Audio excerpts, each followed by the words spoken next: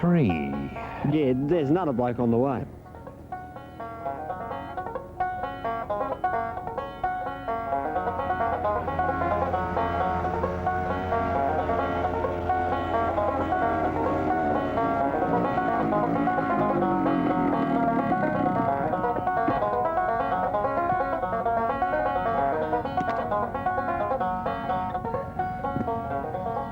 G'day.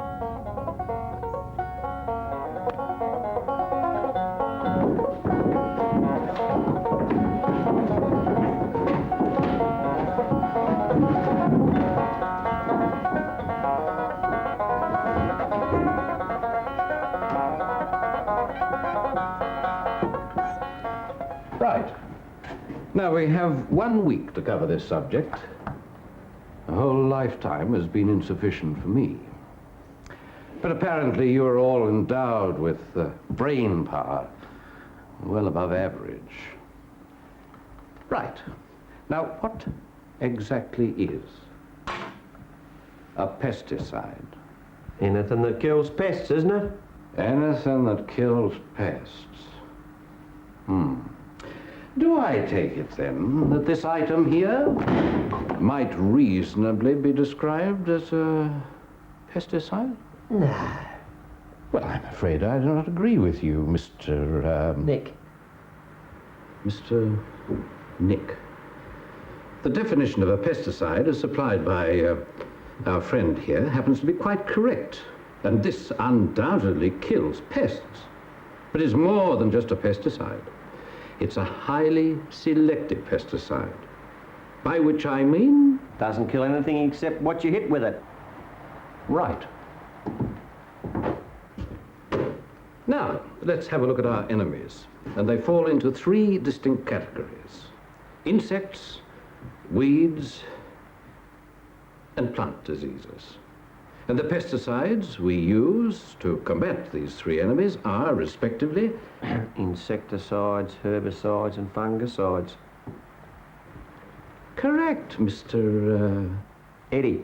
Correct, Mr. Eddie. I see you're steeped in pesticide law.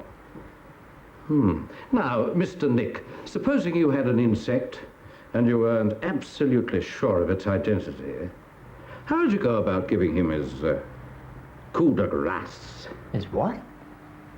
Killing him. Oh. I'd be inclined to hit him with a blast of DDT. Ah, you'd be one of the kill anything that moves school. I wouldn't say that. I would. So-called general insecticides are likely to cause you more trouble than you started with. How would you go about getting rid of an insect pest when you weren't quite sure what it was? You could ask somebody. Well, who? What about the department? Absolutely. That's what they're there for. And then you have the research stations, institutes, the chaps who sell you the chemicals. They could teach you a lot. So... How You have the floor, Mr. Gareth. How can you know which pesticide to use? That's a good question. And one that experience will answer better than I can. But what I can do is give you a quick rundown on the basic principles. Now, the 3 main pesticides are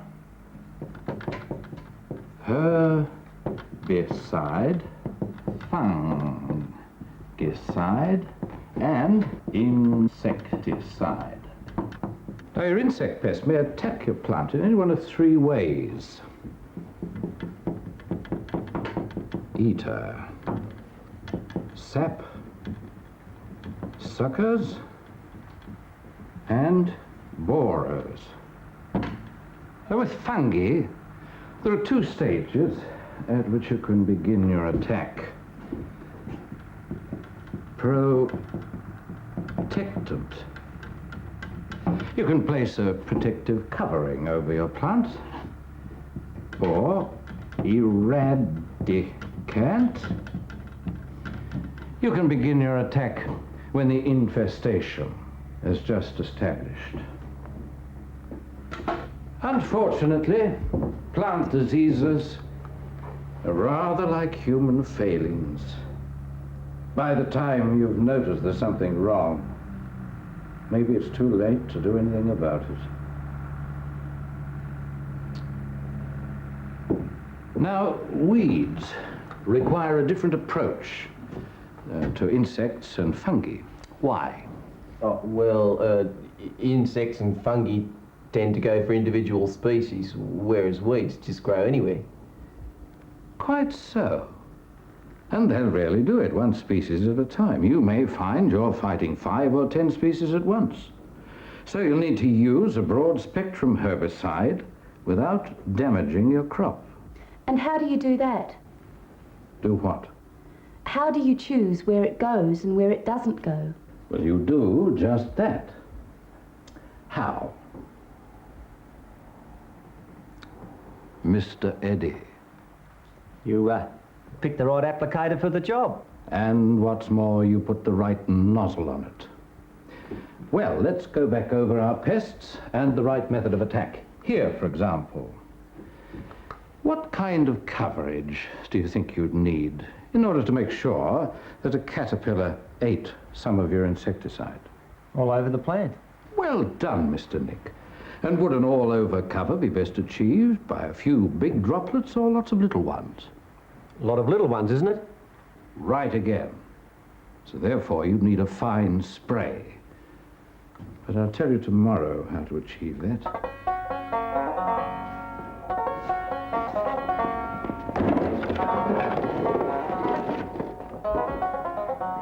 Right. Lesson 1 in the safe and efficient application of pesticides. Once you've decided what your pest is and which pesticide you're going to use, what's your very first step? Unscrew the cap. Oh, very droll, Mr. Nick. Very good indeed. Let us suppose for a moment that in the course of unscrewing this cap, you spilt this down your shirt front. What would you do? Don't know, wash it off, I suppose. Drop dead, more likely. What should you do before you even consider touching the cap? Read the label. Exactly. Quite right, Mr. Jan. Well, the label tells you everything you need to know in order to use a pesticide safely. Some of them are poisonous if inhaled. Some of them are poisonous even in tiny amounts. You never put pesticides into an unlabeled container. Some, especially oil-based ones, can injure you by being absorbed into your skin.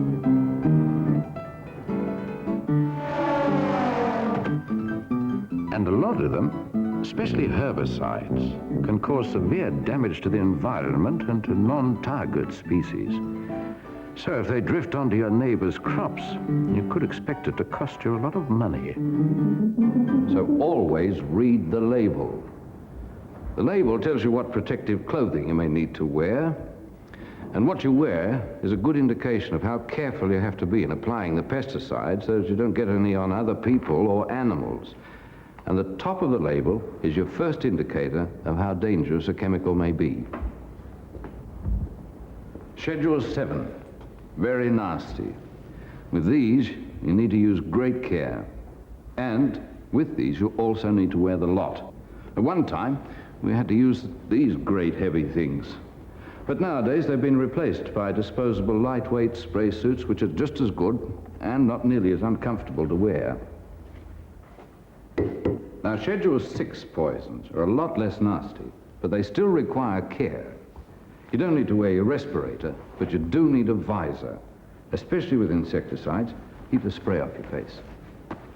Schedule 5 poisons are less toxic again, but you still need to be careful. You don't normally need to wear a visor, but some of them smell pretty dreadful.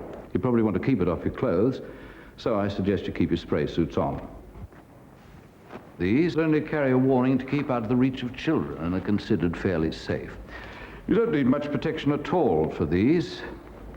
Only a pair of gloves for handling the concentrate.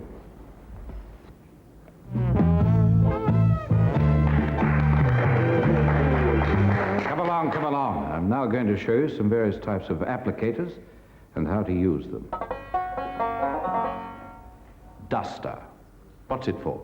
For dust and vegetables in the garden with insecticide. Right. Any use on the farm? No, too small, isn't it? Yes. A little shaker like this is fine on the farm with herbicide granules for dealing with individual thistles and ragworts. What about aerosol? Mostly for insecticides. Right. Any use on the farm? Yeah. Great in the farmhouse. Right. But it's far too expensive and limited for use out of doors.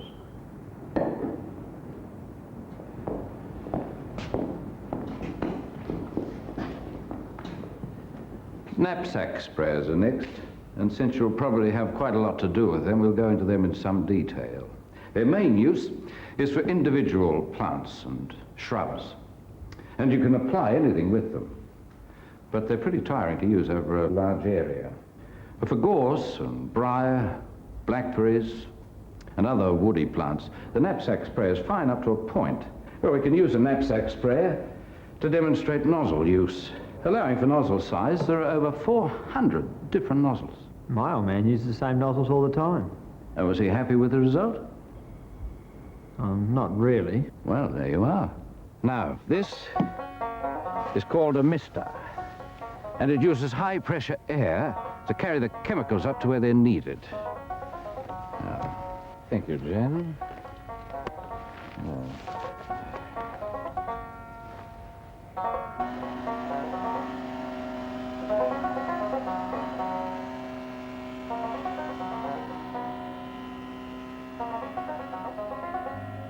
It extends your reach considerably and has enough pressure to ruffle the leaves and give you useful coverage top and bottom.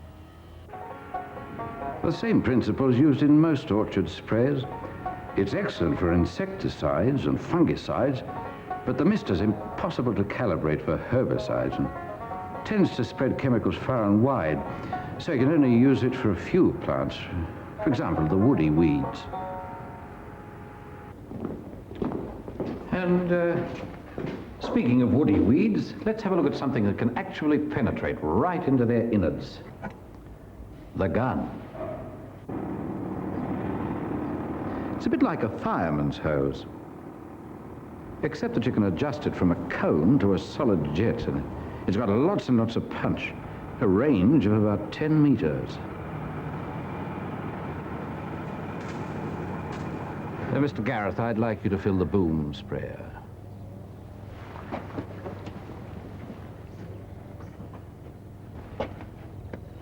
Now, when you're filling the sprayer, always put some water in first. Through the filter. Now, Mr. Nick will mix the pesticides. Is there any special requirements? You'll be told how to mix properly on the Label. Correct.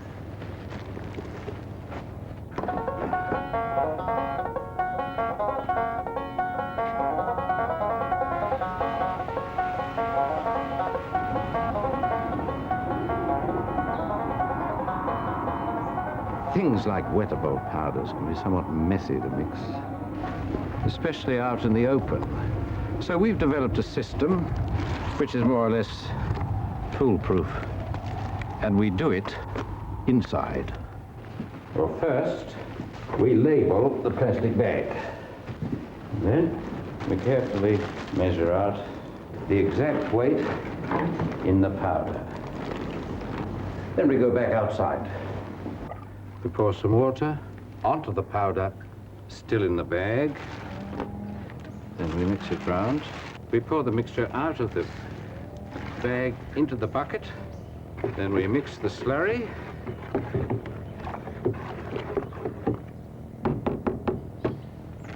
And then we pour the slurry into the sprayer.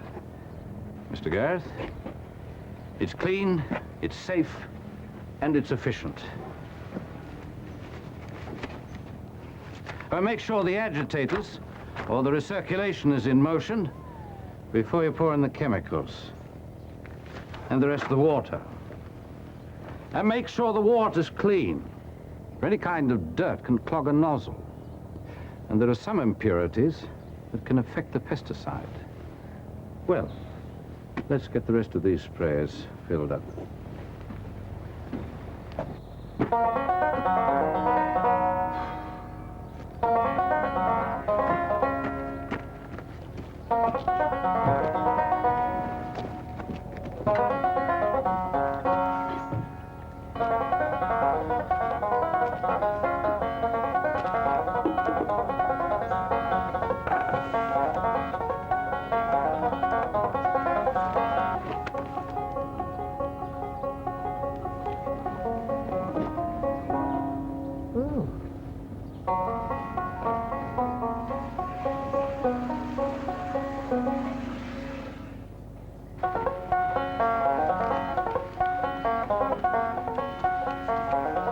You've got to watch three things when you're spraying. Watch the clouds. If it rains within 2 to 12 hours of your spraying, you may be wasting your time. In fact, it's preferable to have no rain for 24 hours after spraying. Watch the wind. Never spray into the wind. And always make sure that your spray isn't being carried onto places where it can do harm. Oh, watch it! And then there's spray pressure. If it's too low, you'll end up with a miserable dribble of big drops that go anywhere but where you want them. And if the pressure's too high, you'll break the stream up at the edges into what we call parasitic droplets, a fine mist that's carried all over the place by the wind and may well do a lot of damage. And of course, you don't want to walk through the area you're spraying. Otherwise, you'll get chemical on your feet. If it's insecticide, your feet won't like it. And if it's herbicide, you'll cut a swathe of destruction wherever you walk. Accurate calibration of your boom spray is very important. Nowadays, we use herbicides that operate at the very limit of crop tolerance. Well, this is the latest aid in this field. It's a computer that calculates chemical usage against machine speed, and it warns the operator if he's using either too much chemical or not enough. What are all the blobs of foam for? Ah, well, they're from another very handy gadget called a bout marker. You see, one of the problems with the boom sprayer is to get your parallel sways exactly adjacent. Too much one way, and you've missed a bit. Too much the other way, and you've overdosed. All the bout marker does is to mark the edge of each row with blobs of foam so that you've got something to follow. Now, some sprayers have them fitted as standard now. Now, wipers are a very elegant solution to the weed problem. They only apply herbicide when needed by wiping against them. This means that you can use very active, non-selective herbicides. Well, how do you avoid killing the crops? Oh, well, you only use them against tall weeds, especially effective against rushes. Now, this is a very sophisticated version of the wiper. It uses felt wicks which have sensors which keep a check on their moisture level. This makes sure that the chemical is only used when it's needed. No waste at all. Now you know something about the safe and efficient application of pesticides. And we've come to the end of our week.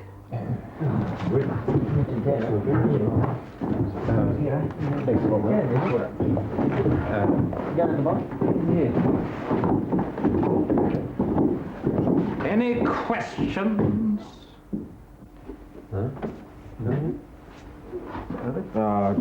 Well, yeah, just one thing. How do you remember which type of pesticides to use for which pests? Ah, well, you can't be expected to know all the pesticides, but you do need to know where to look.